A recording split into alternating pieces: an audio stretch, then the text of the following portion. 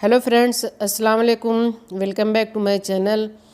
तो फ्रेंड्स, आज की इस वीडियो में मैं शेयर करने वाली हूँ कि जनवरी के महीने में हमें अपने गुलाब की केयर कैसे करनी चाहिए, क्योंकि जनवरी के महीने में बहुत ज़्यादा ठंड रहती है और रात को कोहरे का असर काफ़ी ज़्यादा बढ़ भी जाता है। तो ठंड में दोस्तों हमें अपने गुलाब की केयर किस तरह से करनी चाहिए क्योंकि ठंड के मौसम में ही गुलाब में अच्छी फ्लावरिंग होती है, फ्लावरिंग ज़्यादा होती है। और बहुत ज़्यादा ठंड के मौसम में गुलाब के पौधे पर कोहरे के वजह से ज़्यादा असर भी पड़ता है। वैसे देखा जाए तो गुलाब का जो पौधा रहता है नवंबर से लेकर मार्च तक अच्छी फ्लावरिंग करता रहता है, लेकिन जब ज़्यादा ठंडी पड़ती है, जैसे कि जनवरी के महीने में काफ़ी ज़्यादा ठंड रहती है, कोहरा ज़्यादा बढ़ जाता है, रात में अक्सर ज़्यादा हो जाता है। तो ऐसे में पौधे पे जो गुलाब का पौधा रहता है वो उस पर काफ़ी ज़्यादा असर पड़ता है। अगर आपके गुलाब के पौधे फ्लावरिंग होती रहती है तो जो जो फूल आपका खिलता है वो फूल बहुत जल्दी से मुरझा के गिर भी जाता है और जो फूल का कलर रहता है वो काफ़ी डल भी आता है। किसी किसी पौधे में आपको देखने को मिलेगा कि फ्लावरिंग बहुत कम आती है और जो फूल आते हैं बहुत छोटे आते हैं। लेकिन इस समय हमें अपने गुलाब के पौधे पर काफ़ी समस्या देखने को मिलेगा। आपके पौधे में जैसे ठंड की वजह से पत्तियां खराब भी होने लगती हैं, कीड़े का अटैक भी हो जाता है। तो हमें अपने पौधे पर इस समय कौन सा खाद देना चाहिए और कौन सा नहीं, तो ये सब जानकारी आपको इस वीडियो के ज़रिए मिलेगी। जनवरी के महीने में कोहरे की वजह से आपको किसी न किसी गुलाब के पौधे पर फूल छोटे तो मिलेंगे ही और साथ में कीड़े का अटैक भी मिलेगा, क्योंकि धूप कम होने की वजह से कीड़े का अटैक ज़्यादा होता है, पत्तियों में फंगस ज़्यादा लगती है और फूलों का जो कलर रहता है वो थोड़ा डल भी मिलेगा। ज़्यादा ठंड की वजह से गुलाब के पौधे पर यही सब चेंजेस आ जाते हैं। धूप कम होने की वजह से ऐसा होता है क्योंकि मिट्टी में जो पानी रहता है, जो मॉइस्चर रहता है वो सूख ही नहीं पाता और ऊपर से कोहरे की मार भी पड़ती रहती है, तो इसी तरह से पत्तियों में खराबी आ जाती हैं। तो फ्रेंड्स, अब बात आती है कि हमें अपने गुलाब के पौधे को कहाँ पर रखना है। गुलाब के पौधे को आपको कम से कम दिन भर की धूप में तो ज़रूर ही रखना चाहिए। आप ऐसी जगह रखिए जहाँ पर 4 से 5 घंटे की गुलाब के पौधे को धूप मिल सके। अगर इसको ज़्यादा धूप मिलेगी तभी इसकी पत्तियों में जो खराबी आएगी वो धीरे धीरे ठीक भी हो जाएगी और जब आप दिन भर की धूप देंगे तभी इसमें से अच्छी फ्लावरिंग स्टार्ट हो जाएगी। और अब बात आती है पानी की। हमें अपने गुलाब के पौधे पर पानी किस तरह से देना है। जैसे जब आपके गुलाब के जो पौधा है, अगर आपकी मिट्टी ऊपर की लेयर सूख जाती है तभी आप उसमें पानी दीजिए और बहुत ज़्यादा मिट्टी को सुखाना भी नहीं है और ना ही बार बार आप अपने गुलाब के पौधे पर पानी दीजिए, क्योंकि इस समय तो ठंड तो ज़्यादा पड़ रहा है, क्योंकि रात में ज़्यादा कोहरा पड़ रहा है, तो इससे जो कि पत्तियों में मॉइस्चर ज़्यादा है, मिट्टी वैसे सूख ही नहीं पा रही है, तो पानी आप हमेशा चेक करके दीजिए। और इसके बाद दोस्तों, और कोहरे की वजह से जो है कि पत्तियां तो पीली तो होती रहती हैं, लेकिन इसके साथ साथ फंगस का भी अटैक होता है, कीड़े का अटैक हो जाता है, मिट्टी में भी फंगस लग जाती है और पत्तियों में भी काले काले जो कीड़े रहते हैं, एफिड रहते हैं, वो पत्तियों में लग जाते हैं।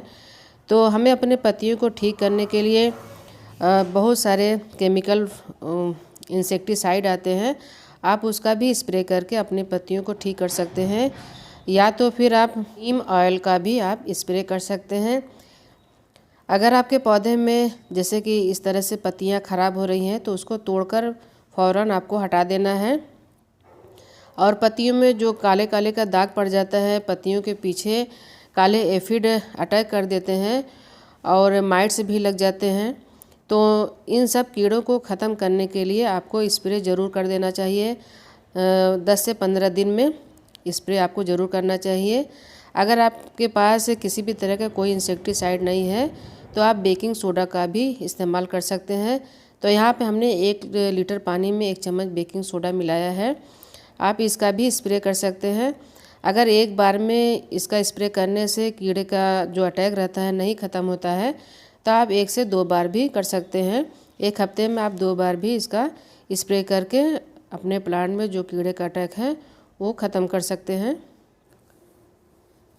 या तो आपके पास बेकिंग सोडा नहीं है तो आप मार्केट से कोई भी इंसेक्टिसाइड लेकर आप उसका भी स्प्रे करके आप अपने कीड़े को ख़त्म कर सकते हैं। 10 से 15 दिन में आपको स्प्रे ज़रूर करना चाहिए, क्योंकि ठंड के वजह से कीड़ों का अटैक बहुत ज़्यादा होता है। इसी वजह से फूल नहीं खिल पाते हैं। कीड़ा जो रहता है कलियों में एकदम चिपका हुआ रहता है, कलियों को खिलने ही नहीं देता है। जब आप स्प्रे करेंगे तो कीड़े ख़त्म हो जाएंगे। इससे आपका जो गुलाब का कली बना रहता है वो आराम से आपको खिल पाएगा। अब बात आती है कि हमें इस समय खाद कौन सा देना है। तो जनवरी के महीने में आपको कोई केमिकल खाद बिल्कुल नहीं देना है। आपको सिर्फ ऑर्गेनिक खाद देना है, जैसे कि वर्मिंग कंपोस्ट या तो काउडन कंपोस्ट। तो आप जब इस खाद का इस्तेमाल करेंगे तो 1 महीने तक आपको कोई भी खाद नहीं देना है। और केमिकल का तो आप बिल्कुल यूज़ ही मत करिए। अगर आपका पॉट बड़ा है तो आप 200 ग्राम अपने पॉट में दे सकते हैं, छोटा है तो कम भी कर सकते हैं। अब खाद देने के बाद आप कोई ऑर्गेनिक फर्टिलाइज़र भी अपने प्लांट में दे सकते हैं।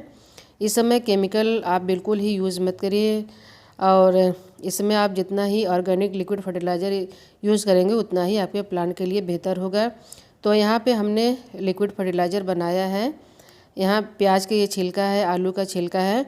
आप चाहें तो इसमें केले का छिलका को भी मिला सकते हैं, ये संतरे के छिलके को भी मिला सकते हैं। इन सभी चीज़ों को मिलाकर आप फर्टिलाइज़र रेडी कर सकते हैं, और बहुत ही अच्छा और सस्ता फर्टिलाइज़र है। आप अपने किचन से निकले वेस्ट चीज़ों से फर्टिलाइज़र रेडी करके अपने पौधे को दे सकते हैं।